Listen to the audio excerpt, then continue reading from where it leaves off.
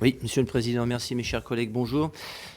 Moi je voudrais revenir sur le débat de discussion générale parce que je vois qu'un certain nombre de mes collègues de l'opposition sont déjà rentrés dans le débat des budgets en commençant à ergoter sur un certain nombre de dépenses ou de choix qui ont été faits sur notamment le fonctionnement.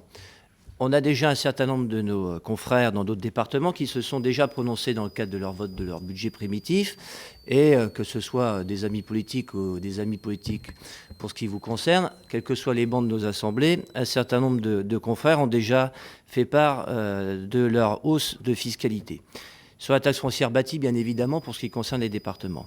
Dans la Seine-et-Marne, on est à plus 15%. Dans les Yvelines, à plus 66%. Dans l'Essonne, plus 29%. Dans le Maine-et-Loire, plus 5%. Dans les Pyrénées-Orientales, plus 3%. Dans le Lot, plus 2%. Dans le Nord, plus 4%. Dans la Seine-Saint-Denis, quasiment 10%. On pourrait allonger la liste encore un peu. On y ajoute un certain nombre de propos des présidents qui se sont déjà exprimés sur une hausse de leurs impôts et de leur fiscalité directe ou indirecte dans le cadre du débat d'orientation budgétaire.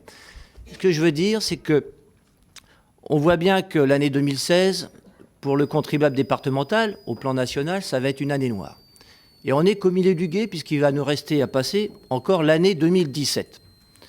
Et je crois qu'il faut avoir ça en tête au moment où on va évoquer l'ensemble des budgets des politiques départementales, parce que aujourd'hui, on est en mode survie. Et je le redis. Et c'est la raison pour laquelle les choix qui sont faits aujourd'hui, il faut les assumer, ils font part de pragmatisme et de responsabilité. Et je conclurai par l'image, évidemment, qui a donné le ton sur le débat aujourd'hui, à travers le jardin.